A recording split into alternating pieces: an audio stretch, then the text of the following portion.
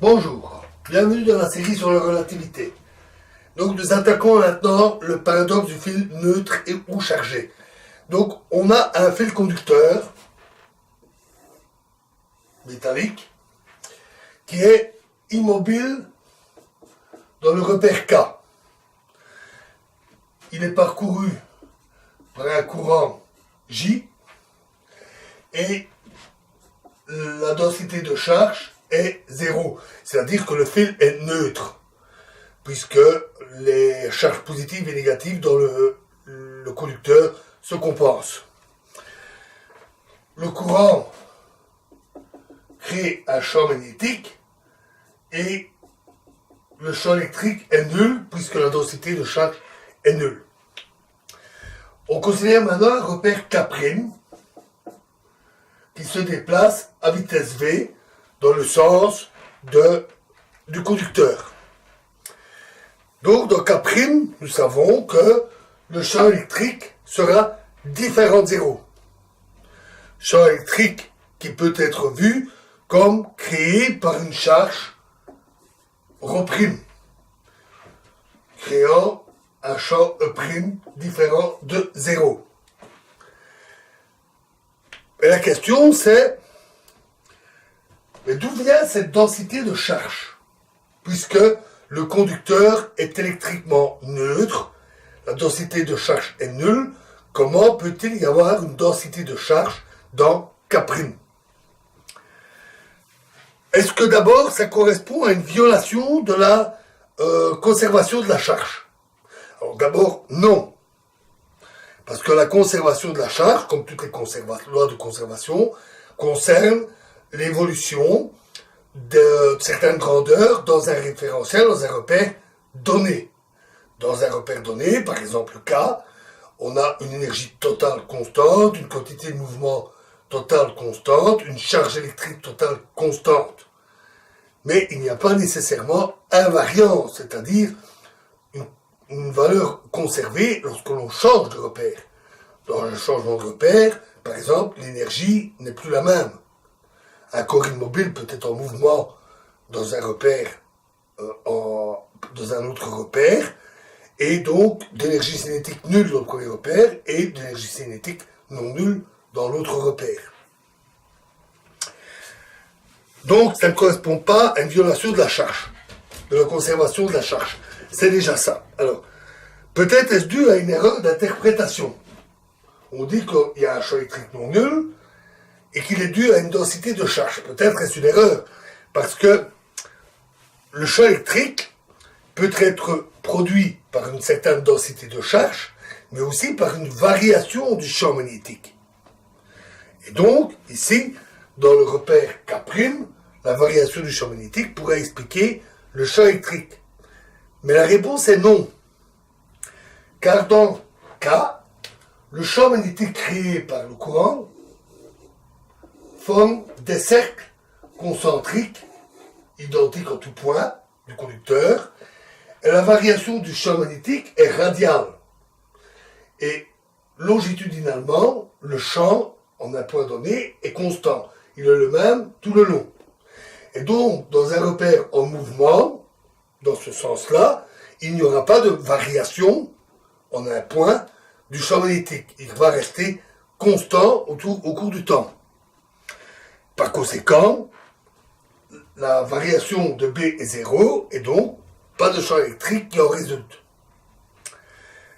De plus, on peut faire la mesure expérimentalement, mesurer la densité de charge, et on constate bien qu'il y a, on peut mesurer le champ électrique, et on constate bien que dans le repère K', dans le repère en mouvement, on observe un champ électrique. Alors pour comprendre ça, pour comprendre d'où peuvent venir ces charges mystérieuses, on peut considérer le quadrivecteur courant. Dans K, il vaut densité de charge 0 et composante J1, courant classique, le long du fil. Après transformation,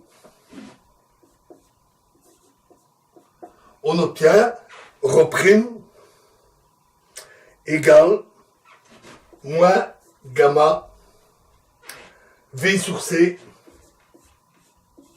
J1. Donc, par transformation du quadrivecteur. Donc, effectivement, on n'a pas commis d'erreur, il y a bien une densité de charge R'O' dans le repère K'. En fait, c'est correct. Parce que on a ici un quadrivecteur, et on sait que le quadrivecteur, en tant qu'objet géométrique, est invariant. Mais ses composantes ne le sont pas. Et on peut, lors d'une transformation, avoir une variation, un changement de charge lorsqu'on passe dans un autre repère. La densité de charge peut varier. Donc, ok. Mais ça ne répond pas à la question. 0 dans un repère, pas de charge, et des charges dans l'autre repère. D'où viennent-elles? D'où viennent ces charges? En fait, dans K, le conducteur est peut-être neutre, mais il n'est pas sans charge. Il y a bien des charges. Il y a d'abord des ions positifs, qui sont les atomes, immobiles, fixes dans le conducteur, des atomes ionisés, qui correspondent à une charge Rho+, positive. Et on a les électrons, qui sont mobiles, avec une vitesse petit v, et qui ont une densité de charge Rho-.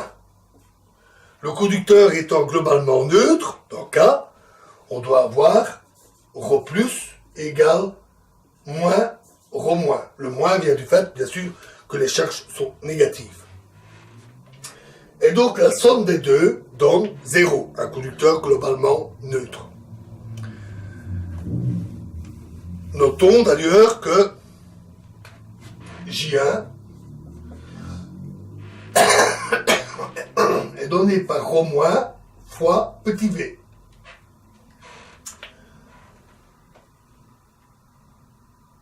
En effet,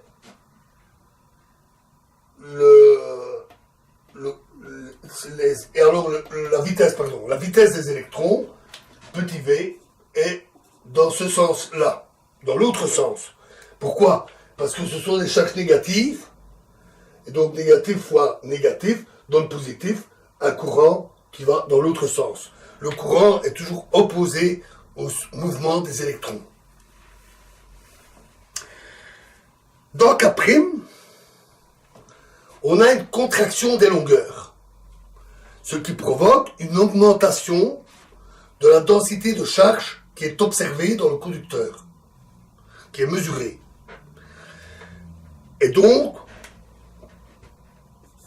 Rho'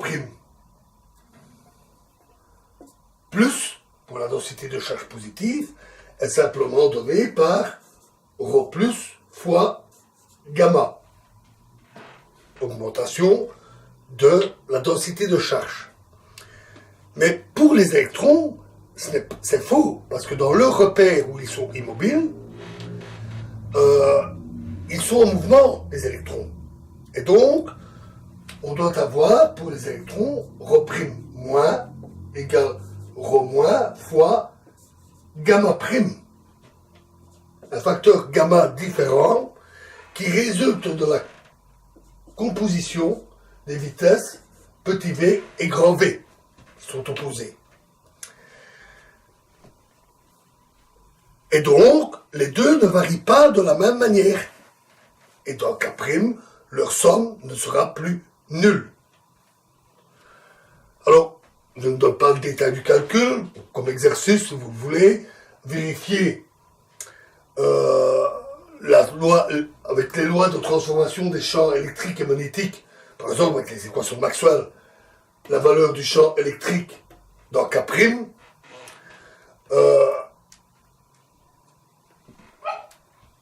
calculer la transformation, la valeur exacte de la densité de charge en utilisant la composition des vitesses, calculer la densité de charge dans K', et vérifier que les deux sont en concordance.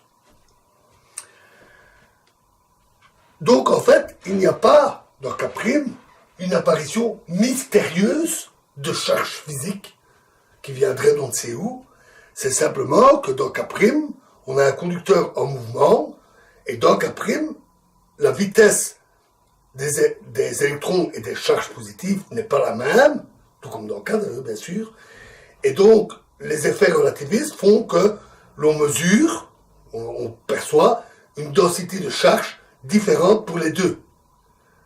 Mais la quantité totale de charge reste identique. Et donc, c'est un phénomène apparent. Et donc, il n'y a plus de paradoxe. Il n'y a pas création de charge mystérieuse dans ce phénomène. Qui est à nouveau assez subtil, hein, bon, la dynamique, jamais triviale. Alors voilà, nous verrons dans la prochaine vidéo, nous verrons le dernier paradoxe pour la dynamique. Nous verrons le paradoxe des fusées accélérées. Je vous remercie.